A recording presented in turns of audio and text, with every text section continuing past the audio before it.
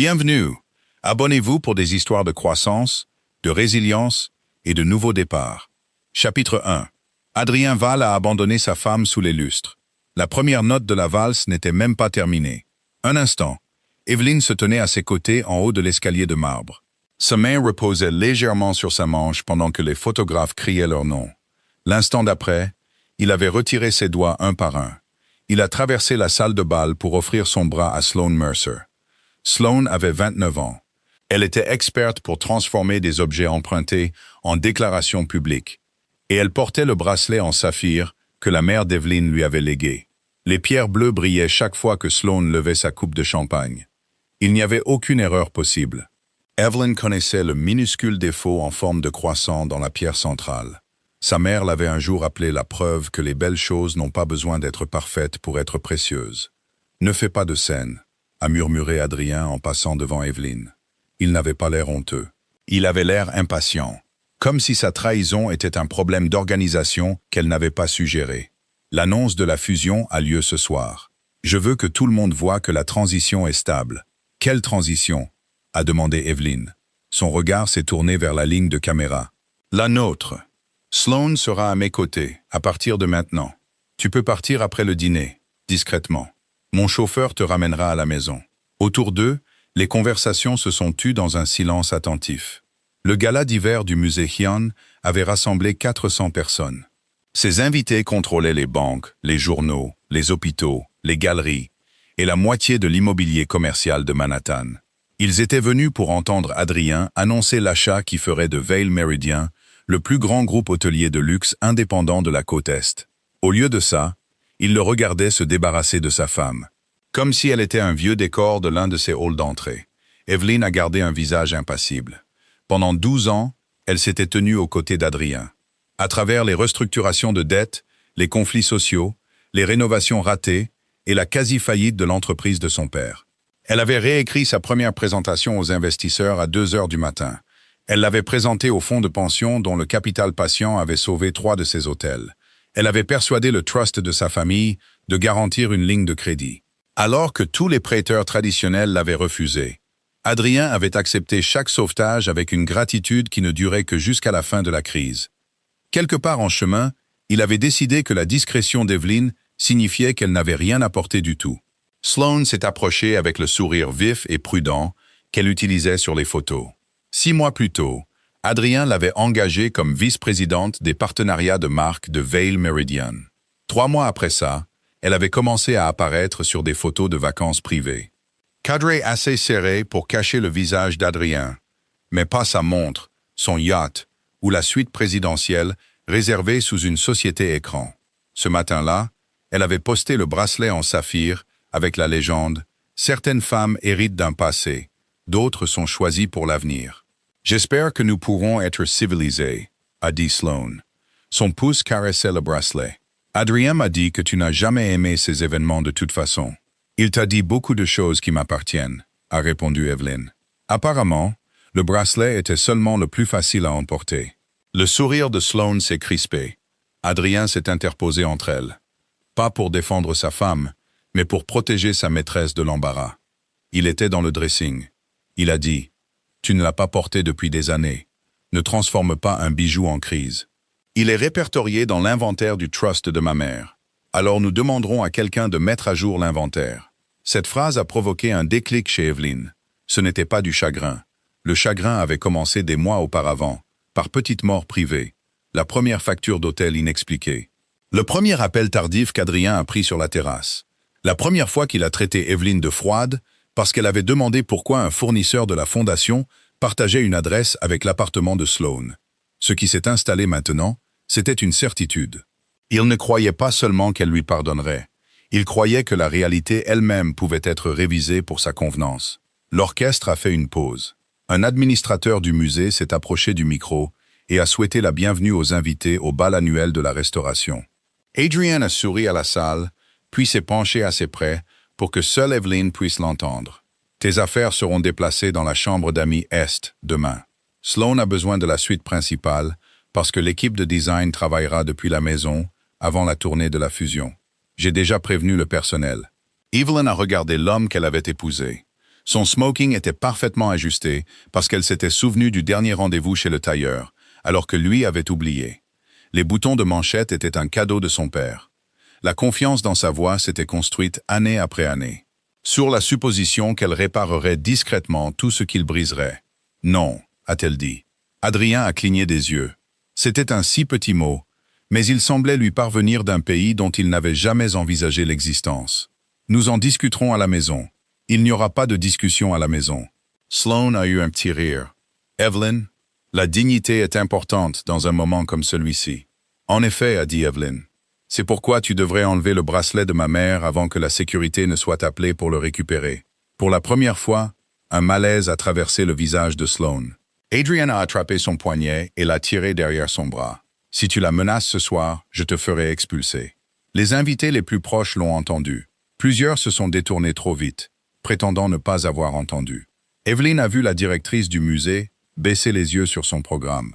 Elle a vu un banquier qui l'avait un jour remercié d'avoir sauvé Adrien d'un prêt désastreux étudier le sol. La sympathie a parcouru la foule, mais personne ne s'est avancé. Adrien était le plus grand sponsor de la soirée. Et le pouvoir apprend aux gens à confondre le silence avec la sécurité. Puis les grandes portes au fond de la salle de bal se sont ouvertes. Julian Cross est entré sans entourage. Il n'en avait pas besoin. À 42 ans, il dirigeait Crossett Atlantic Capital, la société d'investissement privé qui possédait des terminaux ferroviaires, des centres de données, des réseaux médicaux, et assez de dettes hôtelières pour que chaque dirigeant d'hôtel dans la salle calcule son exposition. Il était plus grand qu'Adrien, plus silencieux que la plupart des hommes, avec une fraction de son autorité. Et il n'assistait presque jamais aux événements sociaux, sauf si la cause lui importait. La main d'Adrien s'est resserrée sur le poignet de Sloane. Evelyn l'a remarqué parce qu'elle connaissait l'histoire. 2 ans plus tôt, Adrien avait tenté de forcer une famille, propriétaire d'un complexe en difficulté, à vendre en dessous de sa valeur. Julian avait financé les propriétaires assez longtemps pour qu'ils rejettent l'offre. Adrien a perdu 40 millions de dollars et craignait Julian depuis lors. Pas parce que Julian humiliait ses adversaires, mais parce qu'il voyait les structures que d'autres hommes essayaient de cacher. Julian a salué la directrice du musée, remercié le chef d'orchestre, et il a traversé la foule avec la certitude tranquille d'un homme qui n'avait besoin de personne pour lui faire de la place. Les gens lui faisaient de la place quand même. Ses yeux ont trouvé Evelyn. Ils s'étaient rencontrés 8 ans plus tôt lors d'une réunion de la fondation de l'hôpital. Julian avait été le seul donateur à demander pourquoi le plan de sauvetage financier portait le nom d'Adrien, alors que chaque hypothèse opérationnelle provenait de la présentation d'Evelyn. Plus tard, il lui avait envoyé une note manuscrite. « Vous ne devriez jamais avoir à disparaître pour faire paraître une autre personne grande. » Elle avait gardé la note dans un livre et n'y avait jamais répondu. Maintenant, il s'est arrêté devant elle. Il n'a pas regardé Adrien en premier. Il a regardé Evelyn. Et ce qu'elle a vu dans son expression n'était pas de la pitié, c'était de la reconnaissance. « Madame Vail, » a-t-il dit. Puis il a marqué une pause. « Préféreriez-vous Evelyn ?» La question était simple, mais elle lui a rendu quelque chose qu'Adrien avait essayé de lui prendre toute la soirée.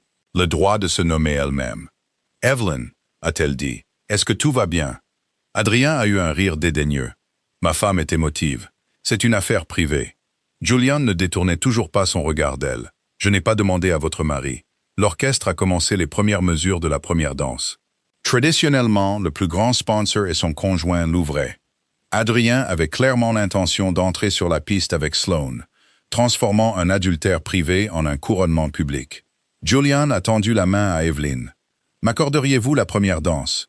Une onde a parcouru la salle. Le visage d'Adrien a perdu ses couleurs. Le menton de Sloane s'est levé, mais même elle a compris ce que l'invitation signifiait. L'homme qu'Adrien craignait le plus ne sauvait pas une femme abandonnée d'un moment gênant. Il reconnaissait publiquement la femme qu'Adrien avait tenté d'effacer. Evelyn a regardé la main ouverte de Julian. « Savez-vous dans quoi vous mettez les pieds? Vous seul pouvez décider où vous mettrez les pieds ensuite, » a-t-il dit. « Je demande si je peux me tenir à vos côtés pour une danse. Rien de plus. » Cette réponse l'a décidé. Evelyn a placé sa main dans la sienne. Alors que Julian la menait vers le centre de la piste, Adrien a attrapé son bras. « Si tu fais ça, ne reviens pas chez moi. » Evelyn s'est tournée juste assez pour se libérer. Sa voix est restée basse, mais dans le silence soudain, elle a porté plus loin qu'Adrien ne s'y attendait. « Tu devrais lire l'acte de propriété avant de l'appeler ta maison. » Puis elle est entrée sur la piste de danse avec Julian Cross. Et pour la première fois de la nuit, la salle a cessé de la regarder comme la femme qui avait été abandonnée. Ils ont regardé Adrien comme l'homme qui venait de commettre une erreur catastrophique. Chapitre 2. Julian dansait comme il menait ses affaires, avec attention plutôt qu'avec ostentation. Sa main reposait légèrement dans le dos d'Evelyn, laissant assez d'espace pour qu'elle ne se sente jamais possédée. Il s'est adapté à son rythme au lieu de la forcer à suivre le sien. Et quand l'orchestre les a tournés vers le groupe de caméras, il a déplacé son épaule pour qu'elle puisse choisir de leur faire face ou non. « Voudriez-vous partir ?» a-t-il demandé. « Pas encore. Voudriez-vous que le bracelet soit récupéré maintenant? Pas par la force. J'ai besoin d'un enregistrement clair de la possession, d'une demande de restitution et de son refus. Le registre du trust a des photos et des numéros de série. » Le coin de la bouche de Julian a bougé. « Vous avez déjà commencé. J'ai commencé il y a 6 mois. J'espérais seulement que je me trompais. L'espoir n'est pas la même chose que l'aveuglement. » Ils ont tourné sous les lustres. Evelyn a vu Adrien près de l'escalier, donnant des instructions rapides à son directeur de la communication. Sloane se tenait à côté de lui, ne souriant plus. Toutes les quelques secondes, son regard tombait sur le bracelet en saphir. Comme s'il s'était transformé d'un bijou en une menotte. « Adrien annonce l'acquisition de Bellwether ce soir », a dit Evelyn. « Il croit qu'elle est financée. »« Elle ne l'est pas », a répondu Julian. Elle a levé les yeux vers lui. « Cross Atlantic a été invité dans le syndicat de la dette senior », a-t-il dit. « Nous avons décliné ce matin. Les chiffres étaient faussés, et la garantie d'exploitation porte une signature que je ne crois pas être la vôtre. » La musique semblait s'éloigner. Evelyn avait soupçonné Adrien d'utiliser son nom. Elle ne savait pas jusqu'où il était allé.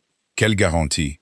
En engagement à recours limité du Hart Heritage Trust. 48 millions de dollars. Il a été diffusé par la banque Halberg il y a 3 jours. Evelyn n'a pas manqué un pas, mais le froid qui l'a parcouru n'avait rien à voir avec l'air hivernal de la salle de bal. Les Hart Heritage Trust détenait les biens que sa grand-mère avait protégés pendant 2 générations, y compris la maison de ville qu'Adrien appelait la sienne, les saphirs au poignet de Sloane et une participation minoritaire dans Vale Meridian. Evelyn en était la seule bénéficiaire adulte. Toute garantie supérieure à 5 millions de dollars nécessitait la signature de 2 administrateurs indépendants. Elle n'avait rien signé. Avez-vous une copie? Mon avocat en a une. Je peux l'envoyer à l'avocat de votre choix. Pas le vôtre, seulement si vous la voulez. Vous devriez avoir un avocat dont personne ne peut remettre en question la loyauté, y compris vous. Evelyn l'a étudié.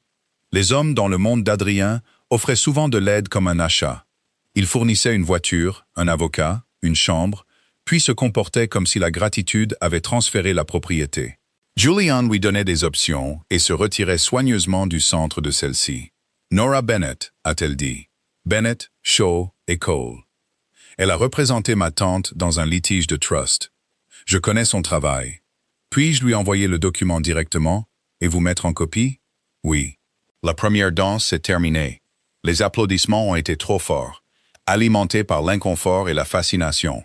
Julian n'a pas gardé sa main après la note finale. Il a reculé et a attendu. Adrien s'est approché avant qu'Evelyn ne puisse bouger. Un mot, maintenant.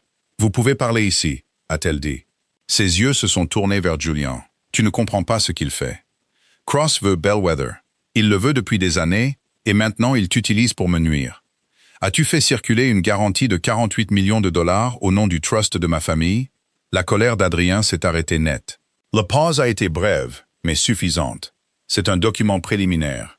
Il a dit que les administrateurs sont au courant de la transaction. Quels administrateurs l'ont signé? Ce n'est pas l'endroit. Tu as choisi l'endroit quand tu as amené ta maîtresse avec le bracelet de ma mère et annoncé qu'elle me remplaçait. Sloane est arrivé derrière lui. Il a dit que le bracelet était un cadeau. Alors il t'a donné un bien volé du trust. Evelyn a dit « Je te demande devant témoin de le rendre ». Sloane a regardé Adrien. Il a baissé la voix. « Garde-le. Si tu l'enlèves maintenant, elle gagne. » Evelyn l'a entendu, et Julian aussi. Plus important encore, le directeur de la sécurité du musée l'a entendu à 1 mètre de là. « Monsieur Alvarez », a dit Evelyn, s'adressant au directeur. « Pourriez-vous s'il vous plaît noter que j'ai identifié un article de l'inventaire du Hart Heritage Trust et demandé sa restitution. Je ne veux pas de confrontation pendant le gala. Je veux seulement que le dossier soit conservé. y compris les caméras de la salle de bal. Alvarez a hoché la tête. Je le conserverai. Adrien la regardait fixement, comme si elle avait violé un accord. D'une certaine manière, c'était le cas. Leur mariage avait fonctionné sur une condition non écrite. Evelyn comprendrait chaque danger et n'en parlerait jamais. Le président du musée a repris le micro et a invité Adrien à annoncer l'acquisition de son entreprise. Il n'a eu d'autre choix que de traverser la scène sous une centaine de regards scrutateurs. Sloan a commencé à le suivre, mais le président l'a bloqué d'un pas d'excuse et l'a dirigé vers la table des sponsors. La salle avait déjà commencé à recalculer son statut. Adrien se tenait sous le sceau du musée et parlait de vision, de gestion et de l'avenir historique de Vail Meridian. Il a annoncé que les hôtels Bellwether rejoindraient le groupe dans une transaction évaluée à 620 millions de dollars. L'écran derrière lui montrait des rendus de complexes côtiers, de salles de bal rénovées et d'employés souriants. Evelyn a reconnu des diapositives qu'elle avait conçues des mois plus tôt. Avant de découvrir le premier paiement irrégulier, son plan original protégeait les retraites des employés, limitait l'endettement et exigeait que les propriétaires familiaux de Bellwether conservent une représentation au conseil. La version d'Adrien supprimait ces trois protections. Il a terminé sous des applaudissements clairsemés. Puis un journaliste a crié « Monsieur Val, le Hart Heritage Trust a-t-il garanti l'acquisition ?» Adrien a regardé directement Evelyn. « Notre famille reste pleinement engagée. » C'était une réponse polie et un mensonge dangereux. Evelyn ne l'a pas contredit depuis la salle. Elle a sorti son téléphone et a écrit une phrase à Nora Bennett. « Gelez tous les consentements du trust et préparez une requête d'urgence. Garantie suspectée de faux jointes sous peu. » Nora a répondu en moins d'1 minute. « Appelle-moi quand tu seras en sécurité. » Julian était resté à quelques pas, assez près si Evelyn avait besoin de lui, et assez loin pour que personne ne puisse prétendre qu'il la dirigeait. Quand elle l'a rejoint, il lui a offert son bras sans présomption. « Ma voiture peut vous emmener où vous le souhaitez, » a-t-il dit. « Ou je peux demander au musée d'en appeler une autre. Je dois aller à la maison de ville avant qu'Adrien ne puisse retirer des dossiers. » « Est-ce sûr? Le personnel de maison sera là. La gouvernante travaille pour ma famille depuis avant mon mariage. Alors je suivrai dans une seconde voiture si vous le permettez. Je n'entrerai pas à moins que vous ne le demandiez. » Evelyn a considéré l'offre et a hoché la tête. « Merci. » Alors qu'il se dirigeait vers la sortie, Adrien est descendu de la scène et a traversé la pièce. « Evelyn, tu ne pars pas avec lui. » Elle s'est arrêtée. « Tu m'as quitté le premier, » a-t-elle dit. « Tu as simplement supposé que je resterais là où tu m'as mise. » Dehors, la neige avait commencé à tomber sur la 5e avenue. Les marches du musée brillaient sous les lampes et les journalistes s'agglutinaient derrière des cordes de velours. Le chauffeur de Julian a ouvert la portière arrière d'une berline noire, mais Julian a attendu qu'Evelyn entre seule. Sur le trottoir, Adrien a crié après elle. « Si tu attaques cet accord, tu détruiras tout ce que nous avons construit. » Evelyn a regardé l'homme encadré par des portes dorées et un prestige emprunté. « Non, a-t-elle dit, je vais découvrir ce que tu as construit avec mon nom. » La voiture l'a emporté dans la neige. Dans le second véhicule, Julian suivait à une distance respectueuse, comme il l'avait promis. Chapitre 3. La maison de ville de la rue Est 74 avait appartenu à la grand-mère d'Evelyn. Avant qu'Adrien n'apprenne la différence entre une fiche de condition et un bilan. Sa façade en calcaire apparaissait dans les magazines d'architecture. Mais Evelyn s'en souvenait d'abord comme d'un endroit où sa mère faisait du pain le dimanche et laissait la farine se déposer sur les comptoirs en marbre noir. Le Hart Heritage Trust en était propriétaire. Adrien avait obtenu un droit d'occupation après le mariage, limité par 3 conditions. Il ne pouvait pas la grever, l'utiliser pour les affaires de l'entreprise sans approbation, ou y admettre un autre résident permanent pendant une séparation conjugale.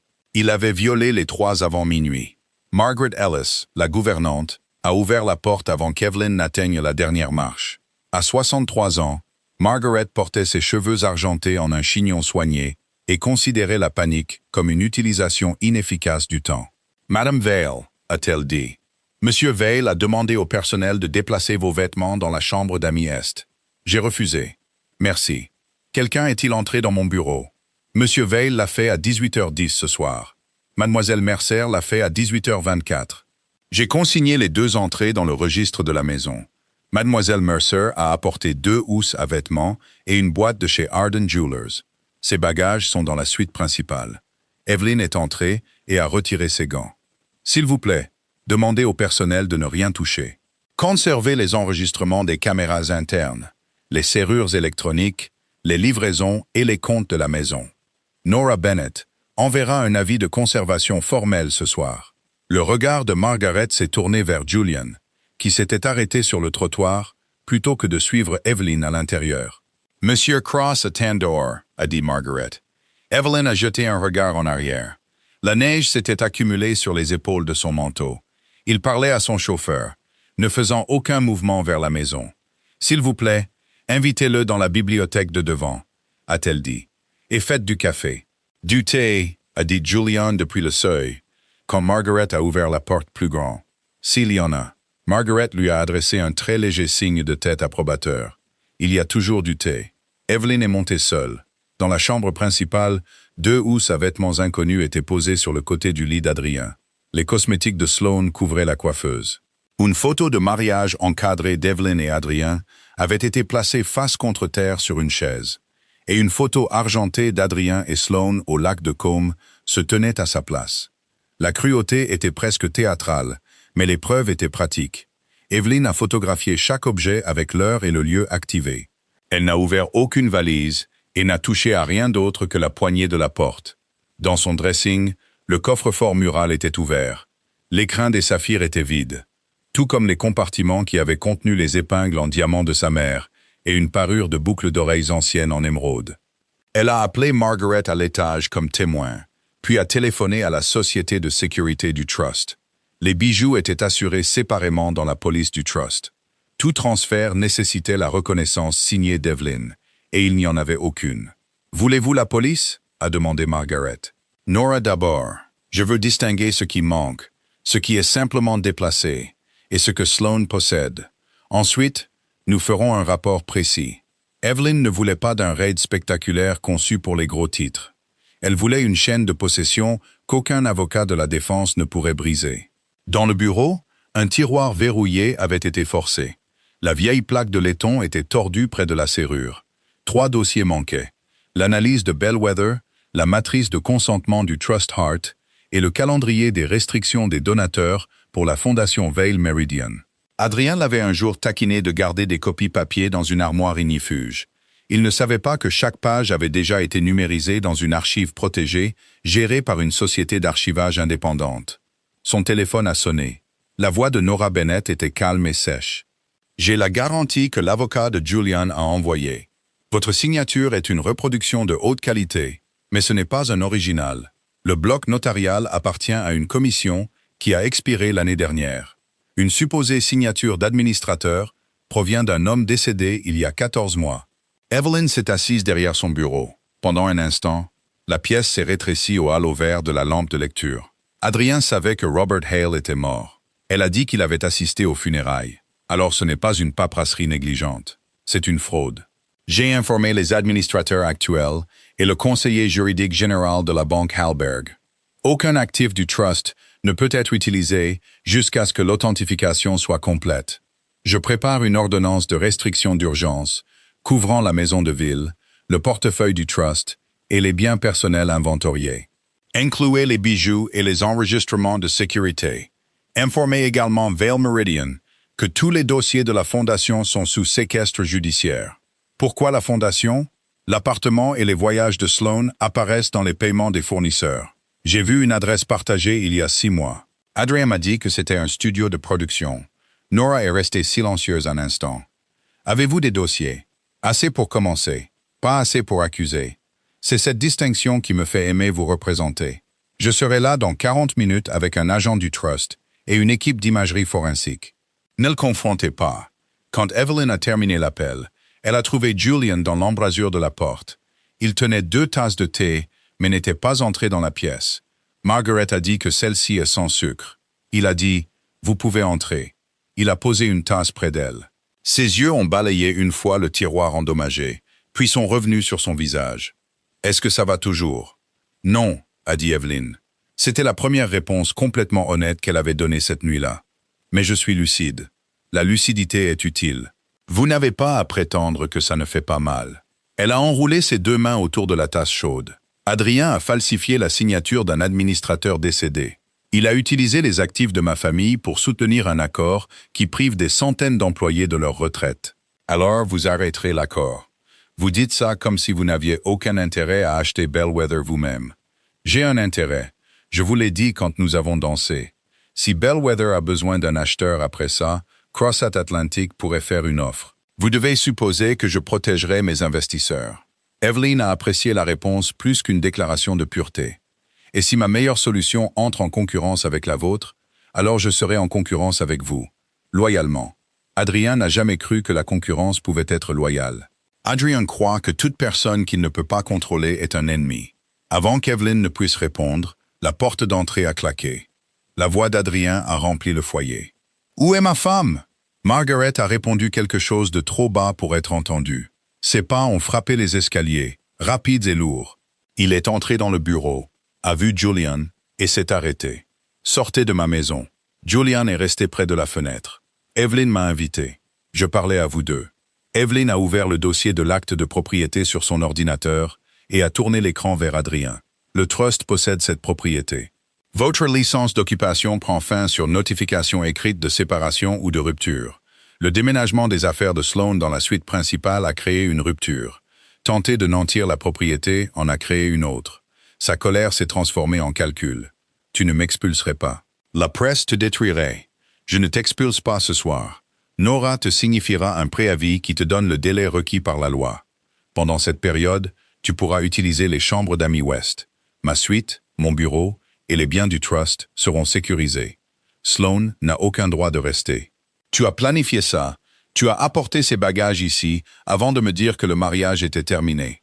Parce que je savais comment tu réagirais. Regarde-toi. Des avocats, des dossiers. Julian Cross dans notre bibliothèque avant minuit. Tu attendais une excuse pour prendre mon entreprise. Evelyn s'est levée. Je ne veux pas ce qui est à toi. J'ai l'intention de récupérer ce que tu as utilisé sans permission. C'est la même chose. Cet aveu en a révélé plus qu'il ne le comprenait. Si récupérer ses biens signifiait prendre son entreprise, alors son entreprise n'avait jamais tenu sans elle. Adrian a pointé Julian du doigt. Il te laissera tomber dès qu'il aura Bellwether. Il ne se soucie pas de toi. L'expression de Julian n'a pas changé. Evelyn peut décider de ce qui m'importe. Votre opinion n'est pas requise. C'est entre ma femme et moi. Alors parlez à votre femme. Julian a dit. Vous continuez de parler autour d'elle. Adrien s'est tourné vers Evelyn. Annule l'examen de la banque. Confirme la garantie demain. Et je te donnerai un règlement généreux. La maison de ville, 5 millions de dollars. Et la présidence de la fondation. Tu peux garder le nom Vail si ça compte pour toi. La maison de ville est déjà détenue pour mon bénéfice. Les 5 millions viendraient d'un compte matrimonial financé par les distributions de mon trust. J'ai construit le programme de la fondation que tu me proposes en retour, et je déciderai quel nom je garde. La sonnette a retenti. Margaret a annoncé Nora Bennett et 2 agents du trust. Le visage d'Adrien a changé. Jusque-là, il avait cru que la résistance d'Evelyn était une météo émotionnelle, une tempête qu'il pouvait attendre. L'arrivée d'un conseil indépendant l'a rendue structurelle. Nora est entrée, portant une mallette en cuir et une liasse marquée, pour signification personnelle. C'était une femme compacte, dans la cinquantaine, avec des cheveux grisonnants et le regard direct de quelqu'un qui facture trop cher pour faire perdre du temps à qui que ce soit. « Monsieur Vallée, a-t-elle dit, vous recevez un avis de préservation, une suspension temporaire des privilèges d'occupation dans les zones restreintes et une demande de restitution des biens inventoriés du trust. Vous devriez engager un avocat pénaliste concernant la garantie soumise à la banque Hallberg. » Adrien n'a pas pris la liasse. Nora l'a posée sur le bureau devant lui. « Tu bluffes », a-t-il dit à Evelyn. « Non », a-t-elle répondu. « J'ai passé 12 ans à empêcher les conséquences de t'atteindre. Ça s'est terminé au gala. » Chapitre 4. Au matin, le scandale avait une photo. Elle montrait Adrien tendant la main vers le bras d'Evelyn, tandis que Julian attendait à côté d'elle sur les marches du musée. La légende dans le journal financier était sobre. L'annonce de Vail Meridian, éclipsée par des questions sur le financement et la direction. En ligne, la sobriété a disparu. Le poste de Sloan sur le bracelet a circulé à côté d'une image fixe de la salle de bal. Sa légende sur le fait d'être choisi pour l'avenir est devenue une preuve de possession, horodatée des heures avant qu'Evelyn ne demande la restitution du bijou. Evelyn a ignoré les commentaires et s'est assise à la longue table de conférence dans le bureau de Nora. La neige blanchissait la ville, derrière les fenêtres. Au mur, une carte de preuve numérique reliait des entreprises, des comptes, des dates et des individus sans faire d'affirmation qui ne pouvaient pas encore être prouvés. Nora avait réuni une équipe restreinte. Elena Park, une ancienne procureure fédérale spécialisée dans les crimes financiers. Marcus Reed, un comptable judiciaire spécialisé dans les groupes hôteliers. Et Daniel Ortiz, le fiduciaire indépendant du Hart Trust. Julian n'était pas présent. Il avait envoyé la garantie par l'intermédiaire de son avocat, puis s'était retiré de la réunion juridique jusqu'à ce qu'Evelyn l'invite. « Nous commençons par l'autorité », a dit Nora. Qu'est-ce qu'Adrien avait le droit légal de signer, dépenser, déplacer ou promettre? Ensuite, nous séparons la faute professionnelle du mauvais jugement. Si nous confondons les deux, ces avocats qualifieront cela de dispute conjugale. Evelyn a ouvert les documents de financement originaux de Vail Meridian. Le Trust a investi 80 millions de dollars en actions privilégiées convertibles il y a 9 ans.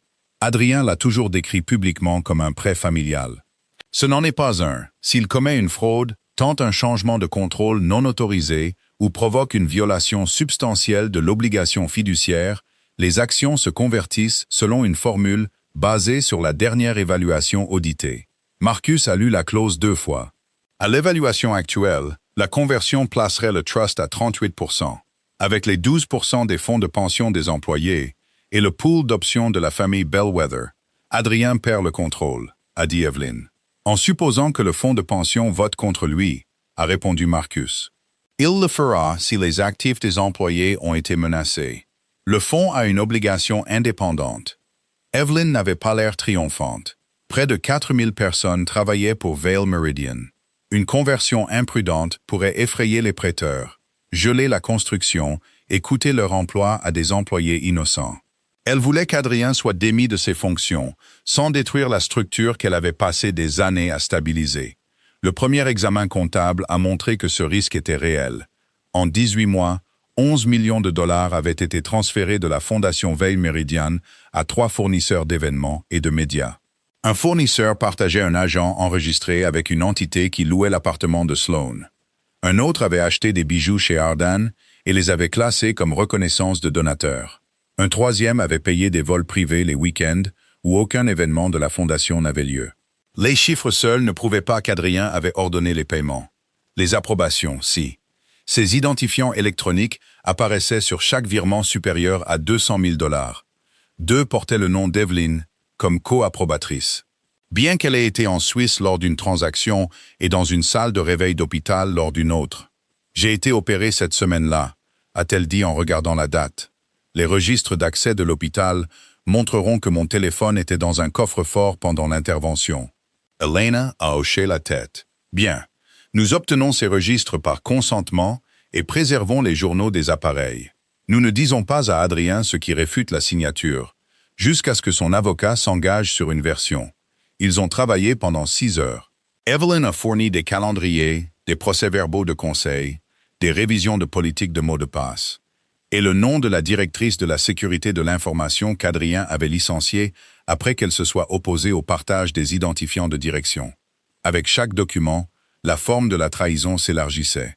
Sloan n'était pas simplement une maîtresse comblée de cadeaux inappropriés. Elle avait été insérée dans des réunions de fournisseurs, avait eu accès aux listes de donateurs, et avait été autorisée à diriger des factures via un budget marketing qu'elle ne contrôlait pas. À 4 heures, Margaret a appelé. La sécurité du Trust avait récupéré 2 écrins à bijoux des bagages de Sloan, sous la supervision d'un avocat. Le bracelet en saphir n'en faisait pas partie. Elle a quitté la maison en le portant à 7 heures ce matin. Margaret a dit qu'elle avait dit aux gardes qu'elle l'emmenait dans un endroit sûr. Nora a demandé une ordonnance d'urgence pour la restitution du bracelet et d'autres objets manquants. Elena a préparé un dossier de saisine pour le conseil de la Fondation et le régulateur des œuvres de bienfaisance de l'État. Marcus a placé un marqueur rouge à côté d'un virement de la réserve de primes des employés vers le séquestre de l'accord Bellwether. C'est le pire. Il a dit que 16 millions de dollars ont été déplacés il y a 3 semaines, puis remplacés pendant 48 heures lors du rapport de fin de trimestre. Après la date de l'état financier, ils ont été à nouveau déplacés. Cela semble conçu pour tromper les auditeurs. Les primes de fin d'année ont été retardées, parce qu'Adrien a dit que les objectifs d'occupation n'avaient pas été atteints. Evelyn a dit qu'elle se souvenait de la superviseure de l'entretien ménager à Boston. Elle avait demandé si l'entreprise pouvait avancer une partie de sa prime pour couvrir les soins dentaires de son fils. Evelyn avait payé la clinique en privé et n'en avait parlé à personne. Adrien l'avait traitée de sentimentale. Maintenant, elle comprenait que l'argent avait été disponible.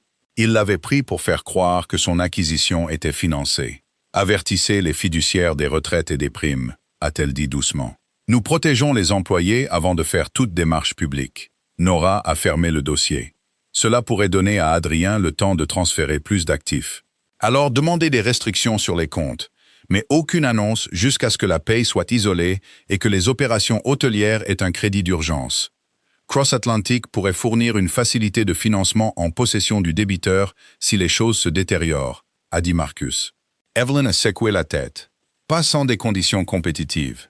Si l'entreprise de Julian participe, il doit y avoir au moins 2 autres propositions et un comité indépendant. Adrien dira que Julian a fabriqué une crise pour nous acquérir. Je ne laisserai pas cet argument en vie. L'expression de Nora s'est légèrement adoucie. Vous planifiez pour l'entreprise après le combat. Quelqu'un doit le faire. Au crépuscule, Evelyn a quitté le bureau par un garage privé. Julian se tenait à côté d'une modeste berline sombre plutôt que de la voiture avec chauffeur du gala. Il ne tenait pas de rose, ne faisait aucune performance pour les photographes à l'entrée principale, et semblait prêt à accepter qu'elle puisse passer devant lui. Nora a dit que vous aviez terminé pour la journée, a-t-il dit. Elle ne m'a rien dit d'autre. Vous lui avez demandé. J'ai demandé si vous contacter interférerait avec son travail. Et si c'était le cas, je serais rentré chez moi. Evelyn a ressenti la première chaleur inattendue de la journée. Avez-vous mangé? Pas depuis le petit déjeuner. Moi non plus. Il y a un diner à 3 rues d'ici qui fait de la soupe jusqu'à minuit. Julian a ouvert la portière passager, puis s'est arrêté. Est-ce un dîner ou une stratégie? De la soupe, a-t-elle dit. Nous pourrons décider de ce que c'est d'autre après nous être assis. Le dîner avait des banquettes en vinyle rouge et une vitrine à tarte plus vieille que d'eux. Personne là-bas ne se souciait de savoir qui contrôlait un groupe hôtelier. Evelyn a commandé une soupe à la tomate et un croque-monsieur. Julian a commandé la même chose, avouant qu'il avait passé assez de dîners formels à prétendre apprécier de la nourriture empilée verticalement dans une assiette. Pendant 20 minutes, ils ont parlé de rien, en rapport avec Adrien.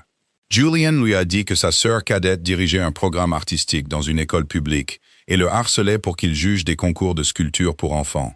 Evelyn a admis qu'elle restaurait des boîtes à musique mécanique parce que sa mère en avait laissé une inachevée. La conversation n'a pas effacé la journée. Elle lui a rappelé que la journée n'était pas le monde entier. « Pourquoi êtes-vous venu au gala ?» a-t-elle finalement demandé. « Vous n'y assistez presque jamais. » Julian a tourné sa tasse de café entre ses mains. « La directrice du musée m'a dit que vous aviez personnellement obtenu la dotation pour la conservation. Je voulais la soutenir. Ce n'est pas toute la réponse. » Non. Il a croisé son regard. « J'ai entendu dire qu'Adrien avait l'intention d'apparaître avec Sloane. J'ai pensé que vous pourriez avoir besoin d'un ami qui n'avait pas peur de lui. Nous n'étions pas amis. Je n'ai jamais répondu à votre note. Je sais. Alors pourquoi? Parce que votre réponse n'était pas un paiement pour mon inquiétude. » Evelyn a baissé les yeux sur la vapeur qui montait de son café. Adrien avait rendu chaque gentillesse transactionnelle. Le refus de Julian de le faire semblait presque plus intime que la danse. « J'ai retrouvé votre note le mois dernier, a-t-elle dit. Elle était dans un livre sur les redressements d'entreprise. Cela semble douloureusement approprié. Elle a souri malgré elle. C'était un petit sourire, mais il lui appartenait entièrement. Quand ils sont partis, Julian n'a pas demandé à rentrer avec elle. Il l'a conduite à la maison de ville, a attendu que Margaret ouvre la porte et a dit bonne nuit depuis le bas des marches. À l'étage, Evelyn a trouvé un email d'Adrien avec pour objet « Dernière opportunité ». Il offrait 10 millions de dollars si elle confirmait la garantie du trust avant midi et promettait de garder l'affaire hors des tribunaux. En pièce jointe se trouvait un accord de séparation, stipulant que Sloane pourrait rester dans la maison de ville jusqu'à 1 an en tant que consultante en images d'entreprise. Evelyn l'a transféré à Nora sans commentaire. Puis elle a ouvert les archives des procès-verbaux du conseil et a continué à monter le dossier qui retirerait Adrien de l'entreprise qu'il pensait qu'elle était trop ordinaire pour comprendre. Chapitre 5. Adrian a répondu à l'enquête par le spectacle. Le mardi matin, Vail Meridian a annoncé que la cérémonie de signature de Bellwether aurait lieu le vendredi soir dans la grande salle de bal de l'hôtel phare de l'entreprise. Les invitations la décrivaient comme une célébration de la certitude. Adrian a donné une interview depuis son bureau, dans laquelle il a qualifié les rapports d'irrégularité financière de « bruit entourant une transition conjugale privée ». Il a dit qu'Evelyn n'avait jamais occupé de rôle opérationnel et réagissait mal à la fin de leur mariage. Sloan est apparu à ses côtés, vêtu d'un tailleur blanc et du bracelet en saphir. « Nous sommes concentrés sur l'avenir », a-t-elle dit à l'intervieweur. Certaines personnes utilisent des privilèges hérités pour punir ceux qui choisissent le bonheur. Adrien et moi n'allons pas nous laisser intimider. La caméra s'est approchée assez pour capturer le défaut en forme de croissant dans la pierre centrale. En moins d'une heure, Nora a classé la diffusion comme pièce à conviction. À midi, un juge a ordonné à Sloan de remettre le bracelet à un dépositaire désigné par le tribunal et a interdit à elle et à Adrien de transférer des actifs inventoriés du trust. Sloan l'a remis à 4 heures, accompagné de 3 publicistes, et d'une déclaration affirmant qu'elle n'avait jamais su qu'il appartenait à Evelyn. La déclaration contredisait l'enregistrement de la salle de bal dans lequel Evelyn l'identifiait et demandait sa restitution. La stratégie d'Adrien ne fonctionnait pas, mais elle restait dangereuse. Le conseil d'administration comptait 7 membres. 2 étaient des amis de longue date de son père. 1 devait à sa société de conseil un contrat important. Les 4 autres comprenaient Evelyn, le représentant des retraites des employés, une exploitante hôtelière indépendante nommée Camille Laurent, et Peter Bellwether, qui ne rejoindrait qu'après la clôture. Jusqu'à ce que l'acquisition ait lieu, Adrien croyait qu'il contrôlait le vote. Il ne savait pas que la clause de conversion du trust créait 2 sièges indépendants temporaires sur preuve crédible de fraude. Nora n'a pas déclenché la clause immédiatement. D'abord, Evelyn a sécurisé les opérations. Elle a organisé des propositions concurrentielles de 3 prêteurs pour une facilité d'urgence pour la paye et les primes. Cross Atlantic a offert le taux d'intérêt le plus bas, mais la surveillance la plus stricte. Une banque régionale a offert un taux légèrement plus élevé, sans droit sur les capitaux propres. Les fiduciaires des employés ont choisi la banque régionale, éliminant toute affirmation selon laquelle Julian avait acheté de l'influence. Quand Evelyn le lui a dit, Julian a répondu « C'est le bon choix. Votre comité d'investissement a passé 2 jours sur la proposition. Ils ont été payés pour ces jours. L'entreprise a besoin d'un prêteur. Personne ne peut le décrire comme votre allié romantique. Êtes-vous mon allié romantique ?» Il se trouvait dans la serre en verre du bureau de la famille Hart, où des agrumes d'hiver poussaient sous des lampes chaudes. Julian était venu présenter l'analyse de Bellwether de son entreprise aux administrateurs indépendants. Il a posé le dossier sur une table avant de répondre. « Je suis un homme qui vous a invité à dîner et qui a été reconnaissant quand vous avez dit oui. Je suis aussi un enchérisseur potentiel dans une transaction que vous pourriez influencer. Jusqu'à ce que cette transaction soit résolue, je préférerais être prudent plutôt que de vous compliquer la vie. » Evelyn avait passé des années à regarder Adrien appeler la discrétion secret quand cela le protégeait, et froideur quand cela la protégeait elle. La clarté de Julian faisait de la prudence un signe de respect. « Après qu'elle soit résolue » a-t-elle demandé. « Après qu'elle soit résolue, j'aimerais vous inviter à dîner quelque part qui ne sert pas de soupe dans un bol ébréché. » Bien que la soupe ait été excellente, c'était alors peut-être le même endroit avec des intentions plus claires. Evelyn a touché une feuille brillante du citronnier. « Demandez-moi quand la transaction sera terminée. Je le ferai. » La carte des preuves a continué de se remplir. La banque Halberg a fourni des métadonnées montrant que la fausse garantie du trust provenait de l'ordinateur de bureau du directeur financier de Vail Meridian, Leonard Pike. Pike a d'abord affirmé qu'Evelyn avait signé l'original à la maison. Quand Nora a demandé le registre du coursier, il a changé sa version et a dit qu'Adrien l'avait livré. Son assistante a alors produit une entrée de calendrier montrant une réunion privée entre Pike, Adrien, Sloan et un notaire nommé Gavin Hall, la nuit où le document a été créé. Gavin Hall n'avait pas renouvelé sa commission, mais son sceau apparaissait sur 6 autres documents de Vail Meridian. Elena a renvoyé l'affaire aux enquêteurs fédéraux, parce que la fausse garantie avait été transmise à travers les frontières de l'État à un syndicat de prêteurs.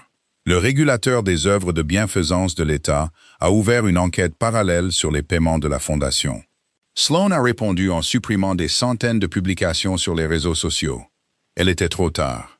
L'équipe d'Evelyn les avait préservés grâce à un service de preuve numérique agréé. Les dates de vacances correspondaient aux factures de vol privées. Les photos de sac à main correspondaient aux achats de reconnaissance de donateurs. Une visite vidéo de l'appartement de Sloan montrait brièvement un dossier marqué « Lancement bien-être communautaire » sur une table, bien qu'aucun programme de la Fondation n'ait jamais fonctionné à cette adresse. La preuve la plus accablante est venue de quelqu'un qu'Adrien considérait comme invisible. Maya Chen, une superviseure des comptes fournisseurs, a contacté Evelyn par l'intermédiaire de Nora.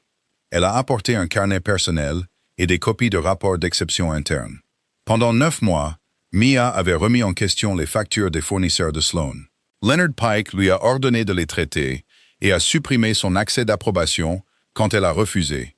2 semaines avant le gala, elle a vu Adrien entrer dans le bureau de la comptabilité après minuit avec une clé USB. Le lendemain matin, les journaux d'audit du compte des primes manquaient. « J'ai 2 enfants », a dit Mia dans la salle de conférence de Nora. « Monsieur Pike m'a dit que je ne travaillerais plus jamais dans l'hôtellerie si je parlais. » Evelyn a poussé un accord de protection des lanceurs d'alerte sur la table. Votre salaire et vos frais juridiques seront couverts par un fonds indépendant. Votre décision de témoigner reste la vôtre. Les employés recevront-ils leurs primes? Oui, la facilité de remplacement se clôture demain. Les épaules de Mia se sont détendues pour la première fois. Alors je témoignerai. Cet après-midi-là, quelqu'un a suivi Mia du bureau à son appartement.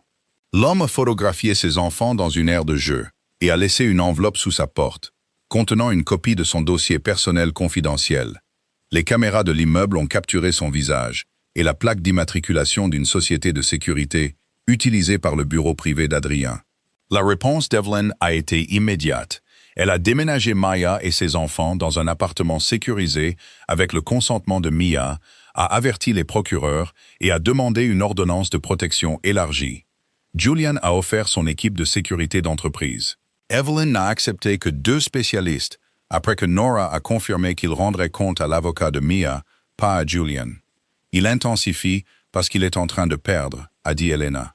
Alors nous raccourcissons le temps qu'il a pour blesser les gens, a répondu Evelyn. Le Trust a converti ses actions privilégiées le jeudi matin.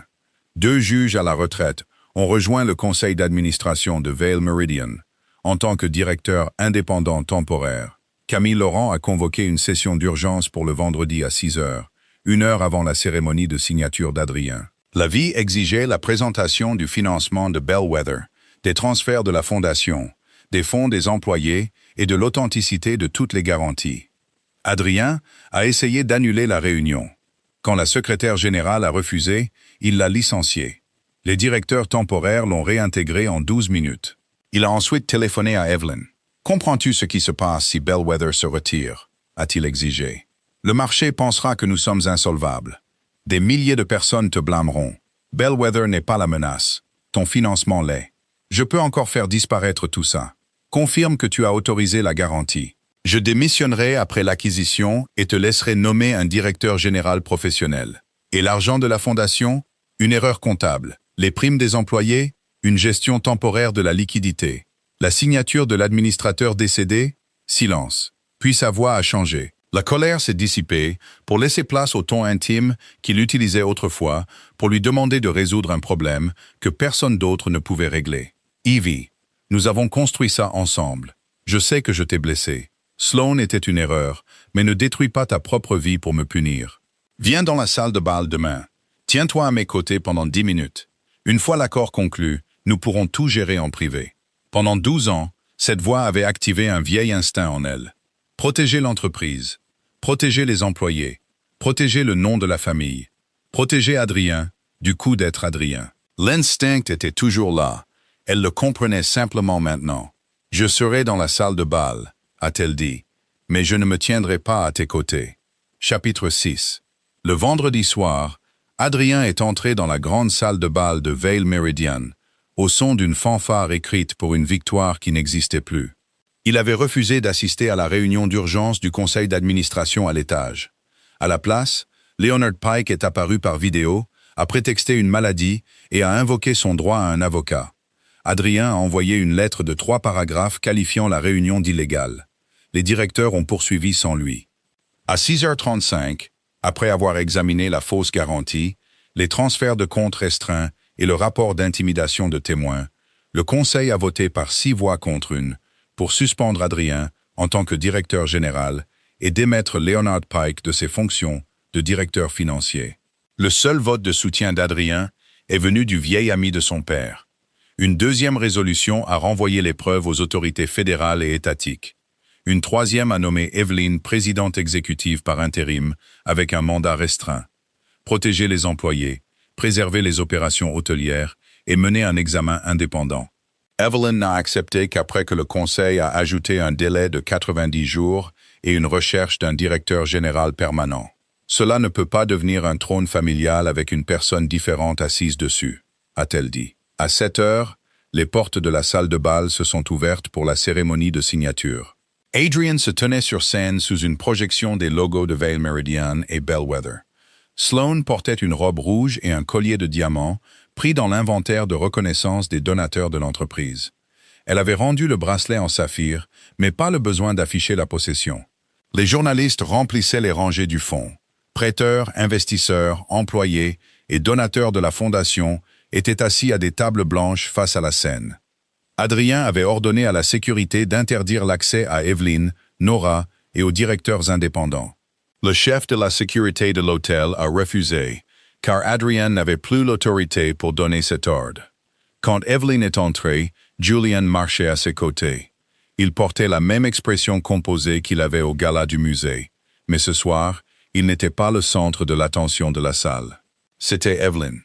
Adrien les a vus et a souri dans le micro. « Mesdames et messieurs, vous êtes sur le point d'assister à une tentative prévisible de perturber une transaction historique. Ma femme, dont je suis séparé, s'est alliée à un concurrent qui veut Bellwether pour lui-même. Je vous demande de considérer leurs motivations avant de croire à leurs accusations. » Julian n'a pas pris le micro. Il a regardé Evelyn et a attendu.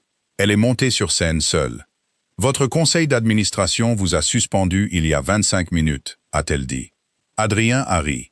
Une réunion fantoche organisée par vos avocats. Les écrans de la salle de bal ont changé. Les logos de la fusion ont disparu, remplacés par la résolution signée du conseil d'administration, certifiée par la secrétaire générale et les directeurs indépendants.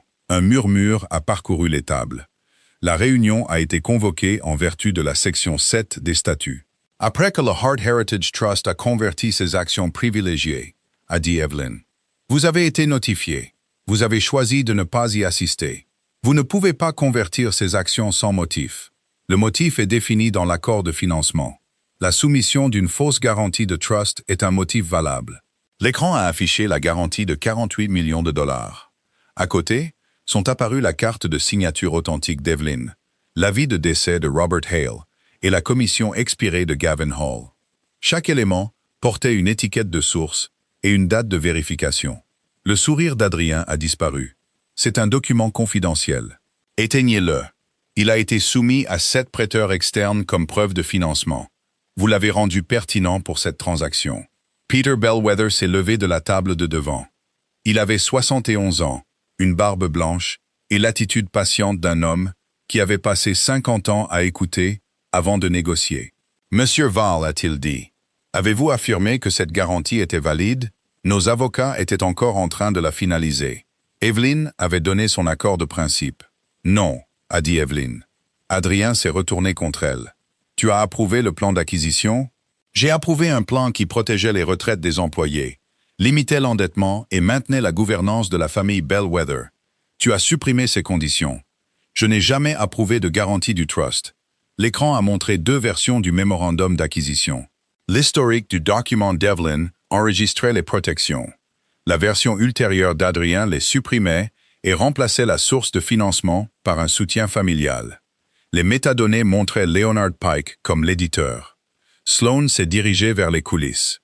Nora a fait signe à un huissier de justice près de la sortie. « Mademoiselle Mercer, a dit Nora, veuillez rester disponible.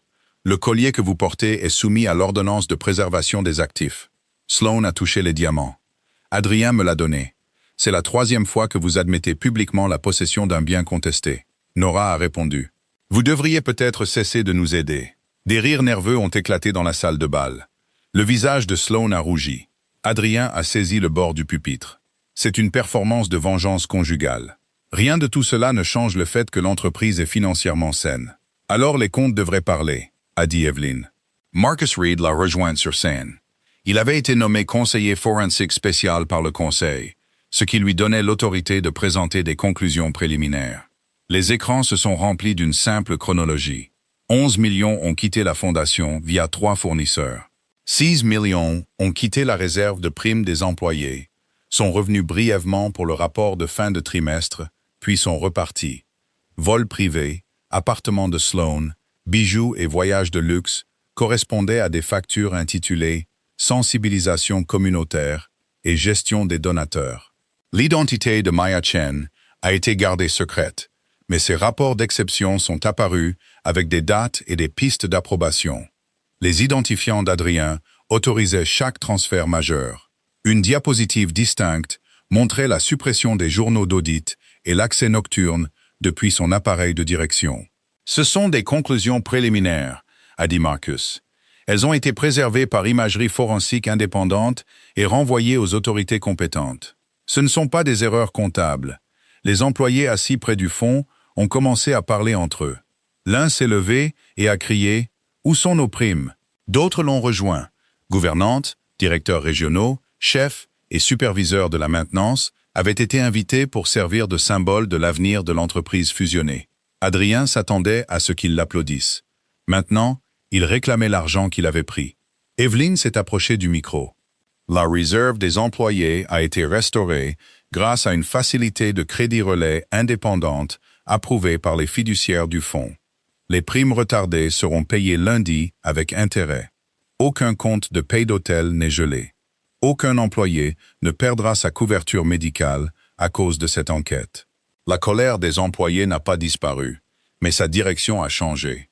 Ils savaient qui les avait protégés avant de monter sur scène. Adrien a pointé du doigt Julian. Et qu'est-ce qu'il obtient? L'entreprise? Bellwether? Vous pensez que cette salle ne voit pas l'arrangement? Cross Atlantic n'a pas fourni la facilité de crédit relais. Evelyn a dit que 3 institutions ont soumis des propositions scellées. Les fiduciaires ont choisi une banque régionale. Monsieur Cross n'a pas eu de vote. Julian est resté parmi les invités, les mains le long du corps. Il n'a offert aucune autodéfense, car le processus d'Evelyn n'en nécessitait pas. Peter Bellwether est monté sur scène. « Ma famille ne conclura pas l'accord actuel », a-t-il annoncé. « Nous nous retirons parce que les déclarations de financement sont fausses et que les protections des employés ont été supprimées sans divulgation. Nous sommes prêts à négocier une nouvelle structure avec un comité indépendant dirigé par Mademoiselle Hart. » Il a utilisé le nom de jeune fille d'Evelyn délibérément. Adrien l'a regardé fixement. « Vous ne pouvez pas vous retirer. Il y a une pénalité de résiliation de 200 millions de dollars. La pénalité ne s'applique pas en cas de fraude de l'acheteur. Votre avocat a rédigé cette clause. Pendant 1 seconde, personne n'a bougé. Puis Sloan a saisi le micro de rechange. « Je ne savais rien d'aucune garantie », a-t-elle dit. Adrien s'occupait de tous les documents financiers. Il m'a dit que la fondation avait approuvé mon appartement parce qu'il était utilisé pour des événements de marque. Il m'a dit que les bijoux étaient une compensation. Adrien s'est retourné contre elle. « Pose ça. Tu as dit qu'Evelyn signait tout. Tu as signé les contrats des fournisseurs parce que tu me l'as dit. Tu as utilisé mon entreprise. » Leur alliance s'est effondrée devant la salle. Sloan a accusé Adrien de contrôler les paiements. Adrien a accusé Sloan d'inventer des factures et d'exploiter sa confiance. Chaque phrase exposait un autre fait que les enquêteurs n'avaient pas encore rendu public. L'appartement était ton idée. Adrien a lancé. Tu as dit que personne ne remonterait de Mercer Creative jusqu'à toi. Un journaliste a crié. Mercer Creative est-il l'un des fournisseurs de la fondation? Sloan s'est figé. Adrien a compris son erreur un instant trop tard. Il a tendu la main vers son micro. Elle s'est écartée, a trébuché contre la table de signature et a envoyé les stylos de cérémonie voler sur la scène. 2 agents fédéraux sont entrés par les portes latérales avec Helena Park et l'avocat de l'hôtel. Ils n'ont arrêté personne immédiatement. Ils ont signifié des mandats de perquisition et de préservation couvrant les bureaux de la direction de Vail Meridian, les appareils et les dossiers. Un enquêteur de l'État a signifié à Sloan une ordonnance interdisant la cession des actifs des fournisseurs. Adrien a essayé de partir. Le chef de la sécurité a bloqué l'ascenseur privé et l'a dirigé vers la sortie publique spécifiée par l'avocat. « Evelyn, a dit Adrien, abandonnant le micro. « Arrête ça! Tu as fait valoir ton point de vue. » Elle lui a fait face, sous les lumières de la salle de bal, qu'ils avaient rénovée ensemble. « Mon point n'a jamais été que tu as choisi une autre femme, a-t-elle dit. Mon point est que tu as volé les employés, les donateurs et ma famille parce que tu croyais que mon silence était une permission. Ce n'était pas le cas. Tu regretteras de m'avoir humilié. Tu as créé les preuves. J'ai seulement cessé de les cacher. » Il a regardé vers Julian. « Et tu penses qu'il t'aimera quand le combat sera terminé ?» Evelyn ne s'est pas retournée pour voir la réaction de Julian. « Qu'il m'aime est sa vérité à dire, a-t-elle dit. Que je me tienne debout est la mienne. » Les employés se sont écartés pour laisser passer Adrien. Personne ne l'a applaudi. Sloan a suivi à distance après avoir remis le collier à l'huissier de justice.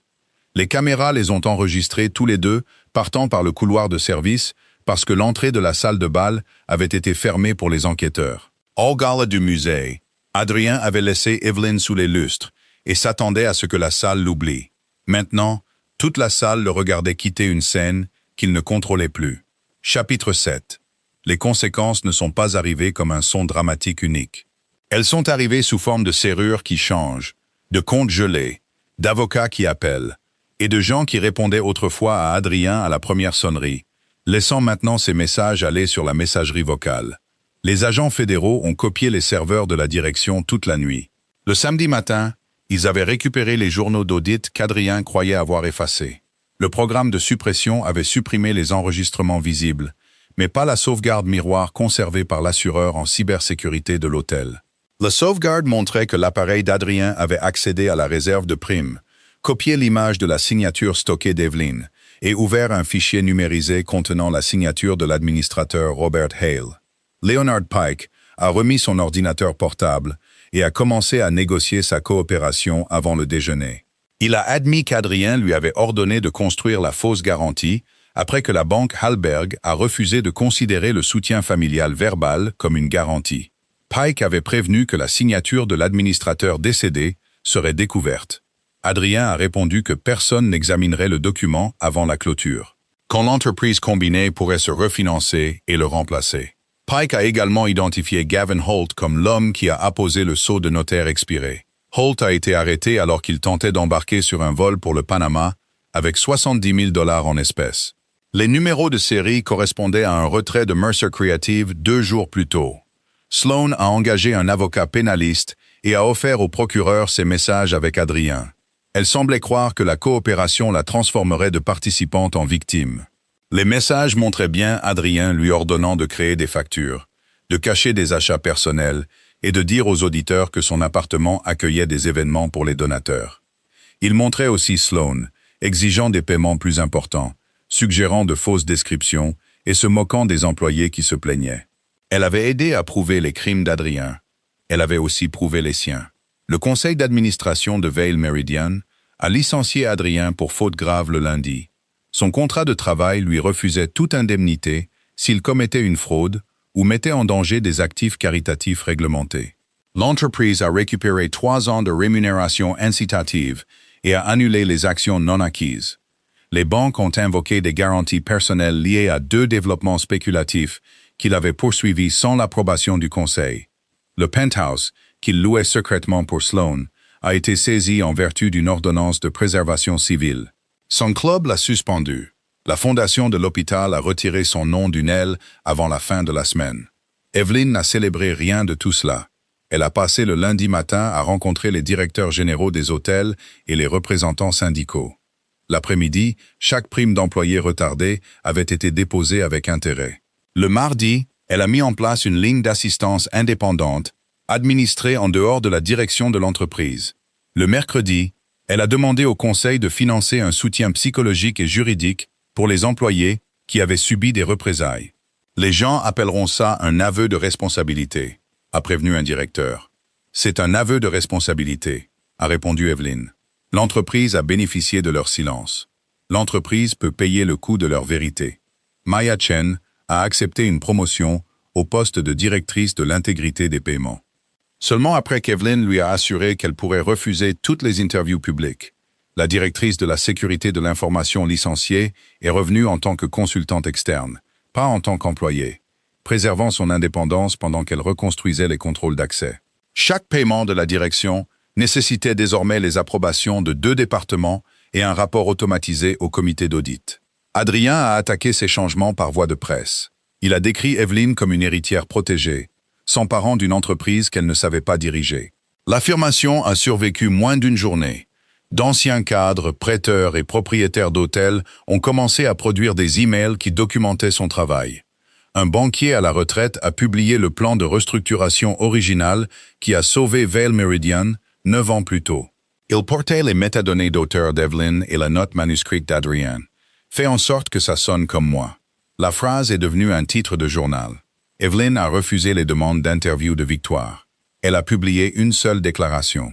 Les employés et les clients de Vail Meridian méritent la stabilité, pas un autre concours de personnalité.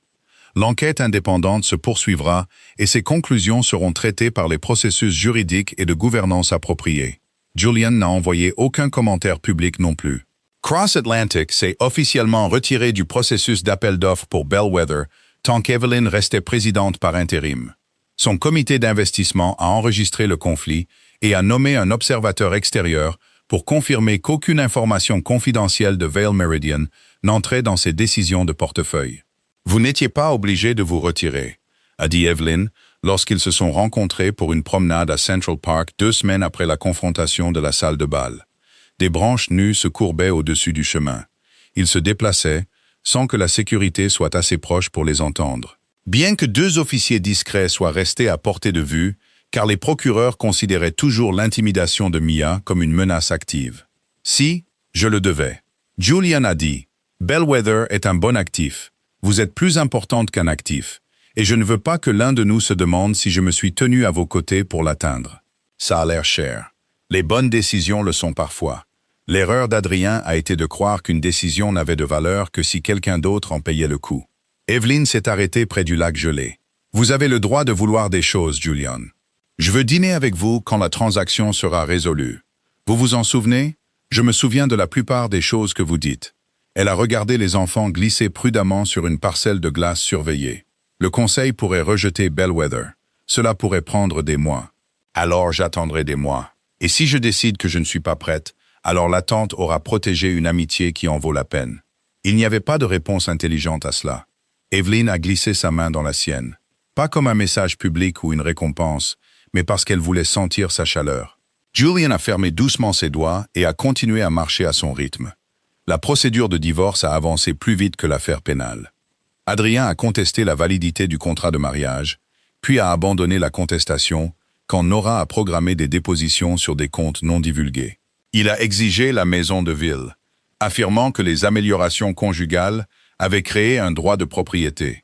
Les registres du Trust ont montré que chaque rénovation avait été payée avec des fonds Hart et approuvée par des administrateurs indépendants. Le tribunal a confirmé la résiliation de sa licence d'occupation et lui a ordonné de quitter les lieux dans les 10 jours. Le dernier après-midi, il a enlevé 3 tableaux et une caisse de vin. Des agents d'inventaire désignés par le tribunal ont récupéré les tableaux dans un garde-meuble. Le vin avait été acheté avec un compte de divertissement de l'entreprise et a été rendu à Vail Meridian. Quand Adrien est parti pour de bon, Margaret a changé les serrures. Elle a trouvé la photo encadrée de Sloan au lac de Combe, toujours dans la chambre principale, et a demandé à Evelyn quoi en faire. « Envoyez-la à son avocat avec le reste de ses biens personnels », a dit Evelyn. « Documentez l'envoi. Vous ne voulez pas la casser. » Evelyn a réfléchi à la question. « Non, elle dit déjà la vérité. Elle a réintégré la suite principale ce soir-là, mais elle ne l'a pas restaurée exactement comme elle était. Les lourds rideaux de velours que préférait Adrien ont été enlevés. La photo de mariage face contre terre est allée dans une archive privée pour le dossier de divorce. La boîte à musique de sa mère est retournée sur la coiffeuse à côté du bracelet en saphir récupéré. Quand Evelyn a tourné la clé, le mécanisme inachevé a joué 6 notes claires et s'est arrêté. Pendant des années, elle avait pensé que la mélodie brisée était une relique de la perte. Maintenant, elle l'entendait comme un début qui avait encore de la place pour être achevé. Chapitre 8. Le comité indépendant a rejeté l'accord Bellwether d'Adrien et a tout recommencé. Peter Bellwether ne voulait pas du prix nominal le plus élevé. Il voulait que les hôtels de sa famille soient préservés, ses employés protégés et les propriétés côtières rénovées sans être dépouillées pour des rendements à court terme. Evelyn a proposé une société holding conjointe dans laquelle Vail Meridian, la famille Bellwether et un trust d'actionnariat salarié partageraient le contrôle. La dette resterait en dessous d'un ratio fixe. Les actifs de retraite ne pourraient jamais garantir un financement d'acquisition.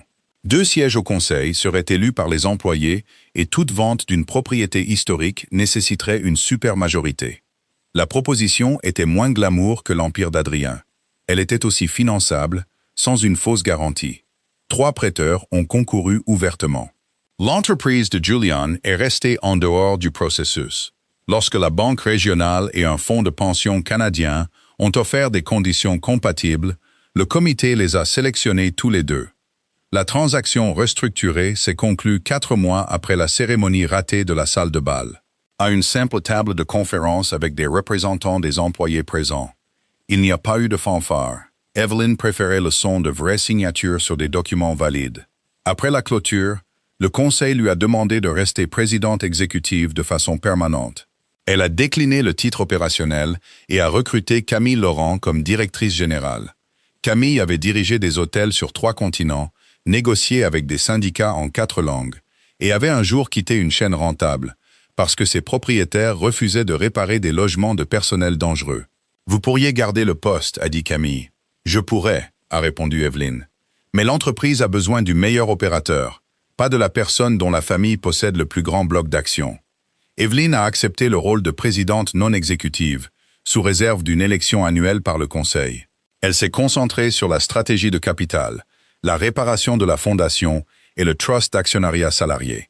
Pour la première fois, le travail qu'elle avait accompli en privé portait son nom en public. Pas parce que Julian l'avait annoncé ou qu'un journal l'avait découvert, mais parce qu'elle avait cessé de renoncer à la paternité de son travail. Le soir de la clôture de la transaction Bellwether, Julian a envoyé un message sans fleurs et sans assistant. « Puis-je demander maintenant ?» Evelyn l'a appelé. « Vous pouvez demander. Voudriez-vous dîner avec moi demain? L'intention est romantique. Le lieu peut toujours être le diner. 7 heures, a-t-elle dit. Et le dîner? Il a ri, un son grave qu'elle avait trop rarement entendu. J'y serai. Leur premier rendez-vous délibéré ne contenait ni orchestre, ni caméra, ni mari terrifié. Ils se sont assis dans la même banquette rouge et ont commandé la même soupe à la tomate. Julian a apporté un petit sac en papier d'un horloger spécialisé de Brooklyn. À l'intérieur se trouvait un engrenage en laiton fait pour une boîte à musique suisse du 19e siècle. « Margaret a parlé à ma sœur de votre passe-temps de restauration », a-t-il dit rapidement. « Ma sœur m'a dit que si c'est intrusif, je le rapporterai. » Evelyn a soulevé l'engrenage entre 2 doigts. C'était exactement la taille qu'elle n'avait pas pu trouver depuis des années. « C'est attentionné », a-t-elle dit, et légèrement investigateur. « Je préside une société d'investissement. Nous appelons ça une diligence raisonnable. Pour un rendez-vous, je n'ai plus l'habitude. Moi non plus. » L'aveu les a détendus tous les deux. Ils ont parlé de choses imparfaites. La première entreprise ratée de Julian, qui lui a appris à se méfier des projections qui ignoraient les gens. L'habitude d'Evelyn de prendre la responsabilité avant de décider si elle lui appartenait. La solitude qu'il a ressentie après la mort de ses parents la même année. La colère avec laquelle elle se réveillait encore certains matins quand le souvenir l'atteignait avant la raison. Julian ne lui a pas dit de pardonner. Il n'a pas dit que la douleur la rendait plus forte ou que la trahison d'Adrien avait été un cadeau. Il a dit « Ce qui vous est arrivé était mal. Quoi que vous construisiez à partir de ça vous appartient, mais vous n'auriez jamais dû être obligé de payer ce prix. » Evelyn n'avait pas su à quel point elle avait besoin que quelqu'un sépare sa croissance de la cruauté qui l'avait précédée. Ils sont rentrés à pied sous une pluie fine. Sur les marches de la maison de ville, Julian a demandé « Puis-je vous embrasser ?» Evelyn a regardé l'homme qui lui avait d'abord demandé si elle préférait son propre nom. Qui avait offert des ressources sans s'emparer des décisions? Qui s'était retiré d'un accord rentable pour qu'aucun d'eux n'ait à remettre en question ses motivations? Oui, a-t-elle dit. Le baiser était doux et sans hâte. Ce n'était pas un sauvetage. C'étaient 2 adultes choisissant la même direction. Leur relation s'est développée dans des espaces ordinaires plutôt que dans des victoires publiques. Julian a assisté à un atelier sur l'actionnariat salarié et a passé la plupart du temps à écouter. Evelyn a jugé un concours de sculpture à l'école de sa sœur et a décerné le premier prix à une baleine en argile tordue avec 7 nageoires. Il l'a aidé à installer l'engrenage en laiton dans la boîte à musique de sa mère, mais a laissé Evelyn ajuster le ressort final. Quand le mécanisme a joué sa mélodie complète pour la première fois, il n'a pas parlé jusqu'à la fin de la dernière note. « Votre mère a choisi une belle chanson », a-t-il dit. Elle ne l'a jamais entendue terminer. Vous si. Evelyn a fermé le couvercle avec précaution. Nous le prenons la surprise. Il ne diminuait pas son travail. Il faisait de la place à côté. Pendant ce temps, la fondation Vail Meridian a été reconstruite sous une direction indépendante. Les donateurs dont l'argent avait été détourné ont reçu une comptabilité complète et l'option de remboursement. La plupart ont choisi de laisser leurs dons en place après qu'Evelyn a établi un nouveau programme pour les travailleurs de l'hôtellerie confrontés à des urgences médicales.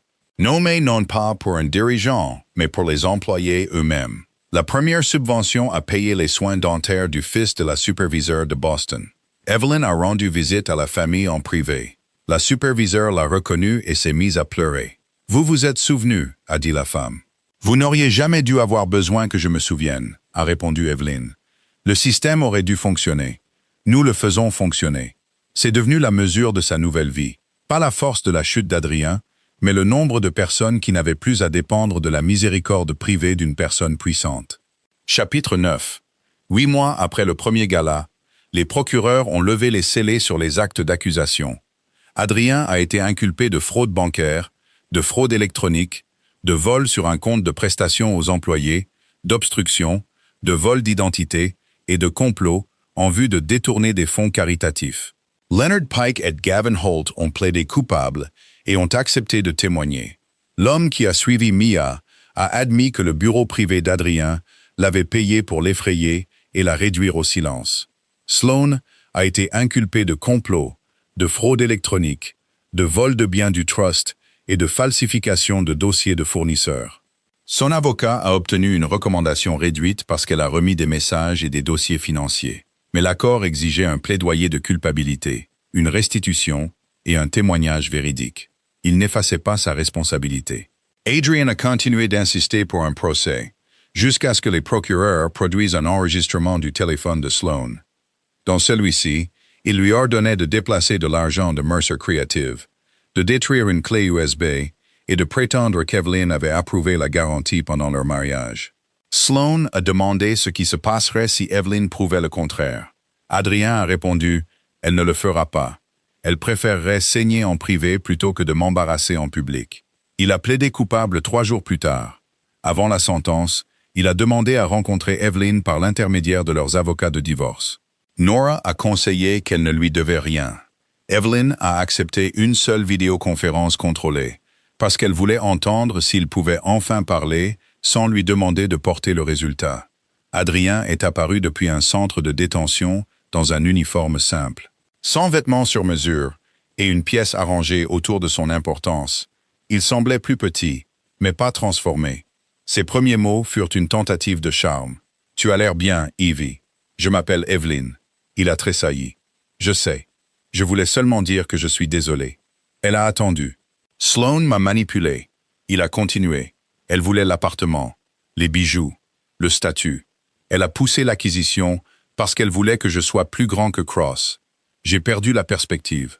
Tu as copié ma signature avant même qu'elle ne rejoigne l'entreprise. J'ai fait ça pour nous. Tu as pris les primes des employés pour toi. Temporairement, je prévoyais de les rembourser. Tu as menacé les enfants de Maya. J'ai dit à quelqu'un de lui rappeler ses obligations. Il est allé trop loin. Chaque réponse éloignait la responsabilité de lui. La détention avait changé ses circonstances, pas ses instincts. « Pourquoi as-tu demandé à me voir ?» a dit Evelyn. Son sang-froid a finalement craqué. « Parce que tu peux aider à la sentence. Le juge t'écoutera. Dis que l'entreprise s'est rétablie. Dis que notre mariage était compliqué. Dis que j'étais sous pression. Je pourrais être à la maison dans quelques années. Nous pourrions parler après ça. De quoi? De nous. J'ai fait la pire erreur de ma vie. J'ai choisi quelqu'un qui voulait mon nom plutôt que la femme qui l'a construit avec moi. Julian ne te connaîtra jamais comme moi. » Evelyn l'a regardé pendant un long moment. « Tu ne m'as jamais connu.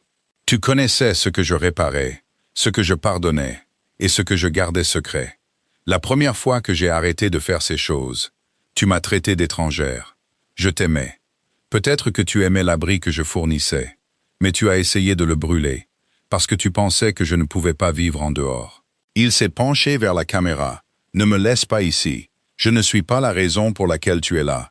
Elle a mis fin à l'appel. Lors de la sentence, Evelyn n'a soumis aucune déclaration demandant vengeance ou pitié. Elle a soumis un rapport d'impact préparé avec les employés, les donateurs et les administrateurs. Il documentait les soins médicaux retardés, la confiance perdue, les frais juridiques et la peur infligée à la famille de Maya. Le juge a condamné Adrien à 11 ans de prison fédérale et a ordonné une restitution dépassant 30 millions de dollars. Il lui a été interdit de servir en tant que dirigeant d'entreprise ou fiduciaire d'œuvres de bienfaisance après sa libération. Sloan a reçu 4 ans, 3 ans de libération surveillée, une restitution et un casier judiciaire qui a mis fin à la carrière sociale qu'elle avait bâtie sur un accès emprunté. Le tribunal a ordonné la vente des biens achetés via Mercer Creative. Sa garde-robe de créateur, ses meubles d'appartement et sa voiture de luxe ont été liquidés pour la restitution. Elle s'est excusée lors de la sentence, mais le juge a noté que son regret avait commencé après que l'argent a cessé d'arriver. Evelyn n'a assisté à aucune des 2 sentences en personne. Elle a regardé les enregistrements certifiés dans le bureau de Nora, a signé le jugement de divorce final et est sortie sous le soleil du printemps. Julian attendait de l'autre côté de la rue.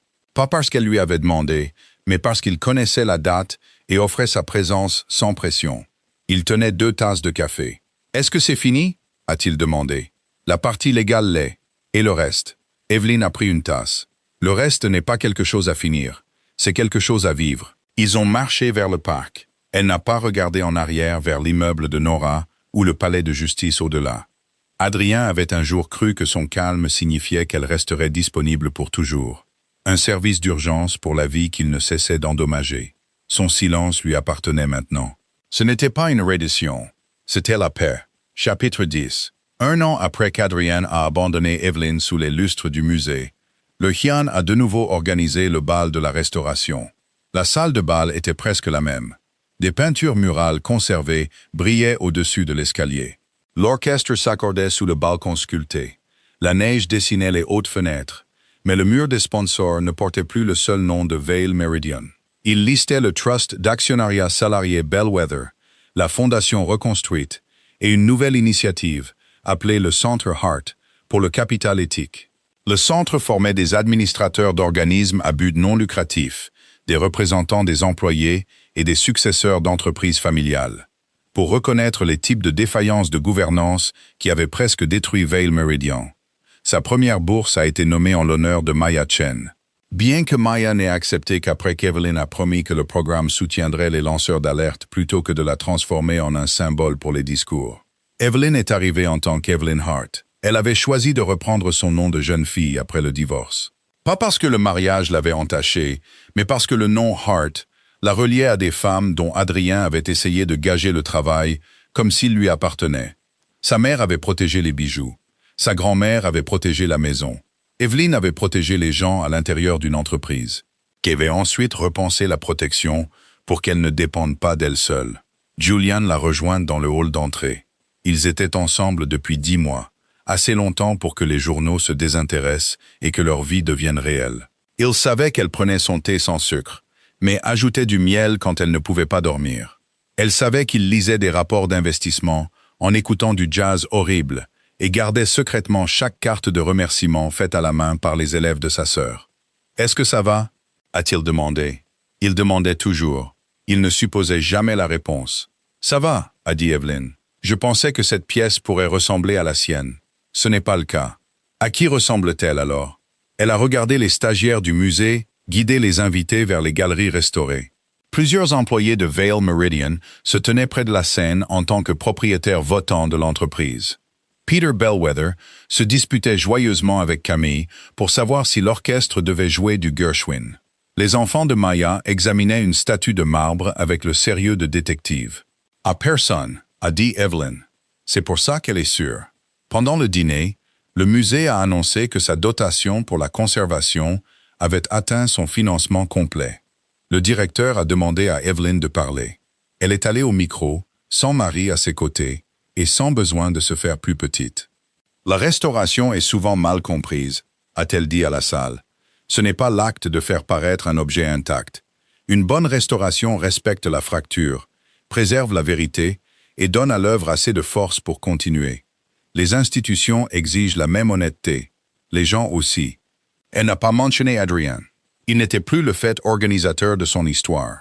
Après les applaudissements, l'orchestre s'est préparé pour la première danse. Julian s'est approché d'elle, au même endroit où il s'était tenu un an plus tôt. Cette fois, il n'y avait pas de scandale entre eux. Pas de femmes abandonnées à plaindre, et pas d'hommes menacés regardant depuis les escaliers. Julian a tendu la main. « M'accorderiez-vous la première danse ?» Evelyn a souri. « Vous le pouvez. » Ils se sont déplacés sur la piste. D'autres couples les ont rejoints presque immédiatement, exactement comme Evelyn l'avait demandé. Elle ne voulait pas d'un projecteur conçu pour prouver qu'elle avait remplacé un mari puissant par un homme plus puissant. Julian n'était pas un trophée brandi contre l'échec d'Adrien. Il était la personne qui avait vu sa force avant qu'elle ne la revendique publiquement, et qui l'avait aimée sans essayer de posséder son résultat. « J'ai quelque chose à vous demander », a-t-il dit alors qu'il tournait sous les lustres. « Vous dansez déjà avec moi. Quelque chose après la danse, en privé. Ça a l'air sérieux. C'est sérieux, mais ce n'est pas urgent. Vous pouvez prendre tout le temps que vous voulez pour répondre. » Evelyn a senti la forme d'un écrin à bague dans sa poche intérieure, là où sa main reposait près de son épaule.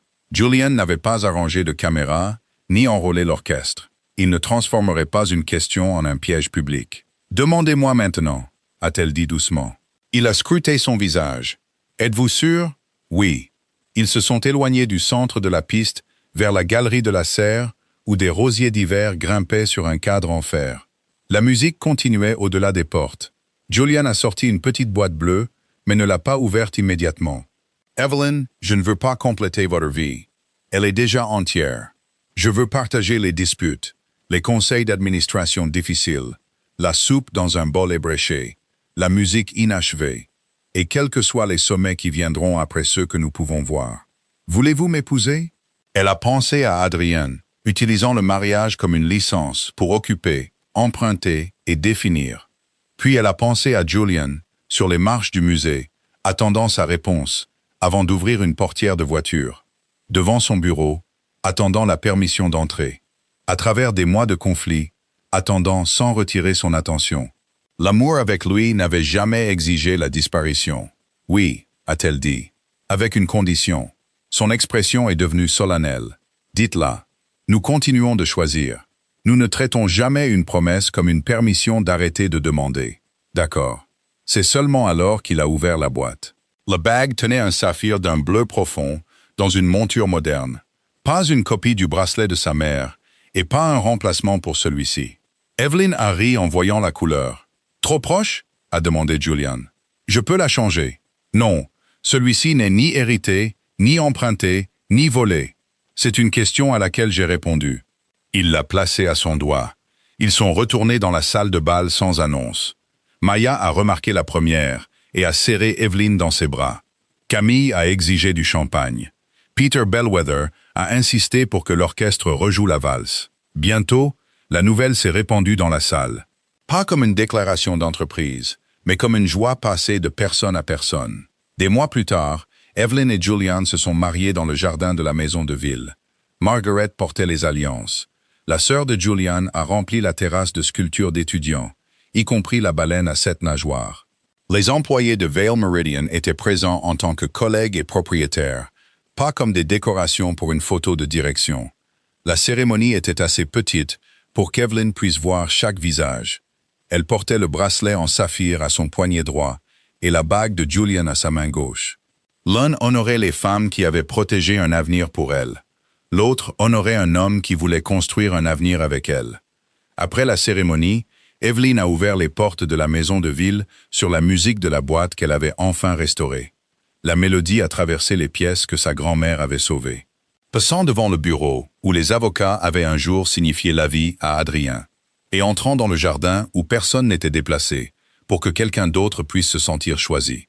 Le nouveau sommet d'Evelyn n'était pas la richesse de Julian, la condamnation d'Adrien, ou sa place à la tête d'un conseil d'administration. C'était la liberté d'utiliser son pouvoir sans le cacher, d'aimer sans se renoncer, et de construire des systèmes assez forts pour que d'autres personnes n'aient pas besoin d'une reine silencieuse pour les sauver. Adrien l'avait laissé à un gala, parce qu'il avait pris l'immobilité pour du vide. Julian lui a demandé de danser parce qu'il a reconnu l'immobilité comme un choix. Et Evelyn s'est avancée parce qu'enfin, la vie qui l'attendait lui appartenait entièrement. Evelyn a compris que la trahison expose souvent plus qu'un conjoint malhonnête. Elle révèle où le silence a remplacé les limites. Protéger un avenir commence avant la crise. Sachez ce que vous possédez, lisez ce que vous signez, gardez des dossiers indépendants. Et ne laissez jamais l'amour devenir une permission pour quelqu'un d'autre de contrôler votre nom, votre travail ou votre argent. Elle a aussi appris que le vrai soutien ne sauve pas en prenant le contrôle. Il demande écoute, respecte un non et laisse les deux personnes libres de choisir. Sa victoire n'a pas été d'épouser un homme plus riche ou de voir Adrien tomber. C'était de récupérer son jugement et de construire une vie dans laquelle la dignité était protégée par l'habitude, la loi et le respect mutuel. Si le parcours d'Evelyn vous a rappelé que protéger votre avenir commence par connaître votre valeur et vos droits, abonnez-vous pour plus d'histoires sur la force tranquille, l'amour sain et le moment où la trahison fait enfin face à ses conséquences.